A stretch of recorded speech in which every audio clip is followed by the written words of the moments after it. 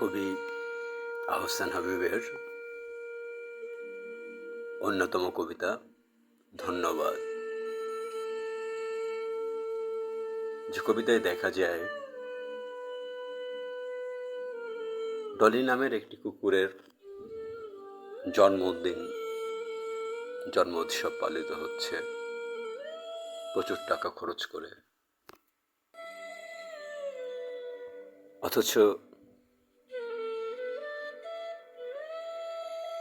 অজস্র মানুষ রয়েছে যারা না খেতে পেরে ফুটপাতে ফেলানো পচা বাসি খাবার থেকে খুঁজে খুঁজে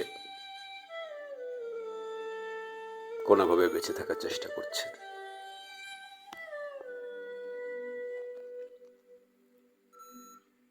কবিতাটি আবৃত্তির চেষ্টা করছি।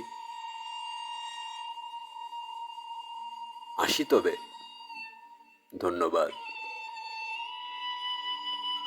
না, সে কি, প্রচুর খেয়েছি, আপ্যায়ন সমাদর যতটা পেয়েছি ধারণাই ছিল না আমার।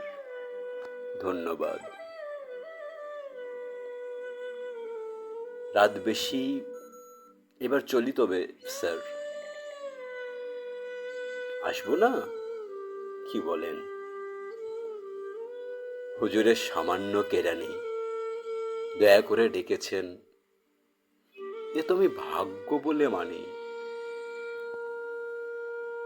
খেটে খুঁটে সে কি কথা, নিজের বাড়ির কাজ আর খাটবো না, চুপ করে খেয়ে যাবো স্যার। চলি তবে, কি যে মজা, সত্যি স্যার, মজার ব্যাপার। এমন মজার কথা এর আগে শুনি নাই আর।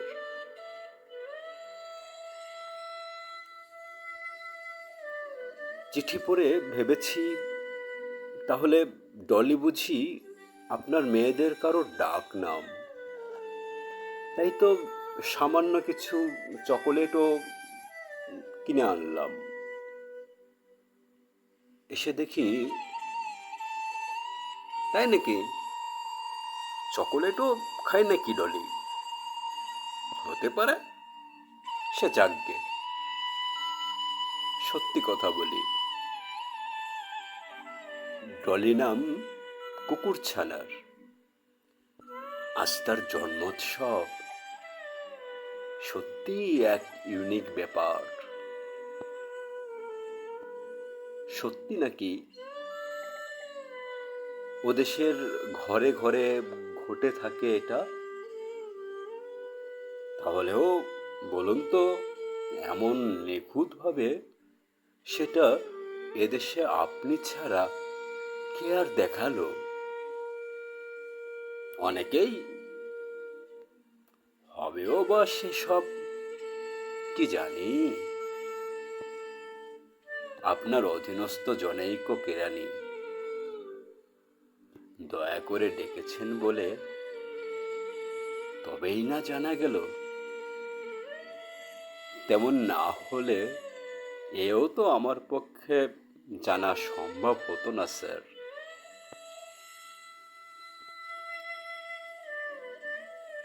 সত্যি স্যার, কুকুরের ছানা, তার জন্মদিনে এত খরচের হাত, 2 লাখ, তা হবে না? ও বেটার বাদশাহী বরাত। হাসবো না, সে কি স্যার, এমন খুশির দিন আর আমাদের এ জীবনে বলুন তো আসে কতবার? চোখে পানি? না স্যার, ও কিছু না। কি জানেন, খেয়েছি এমন, শ্বাস নিতে কষ্ট হয়। তাহলে এখন রাতও হলো, আপনার বিশ্রাম নেবার সময় হয়েছে। আজ আসি তবে স্যার।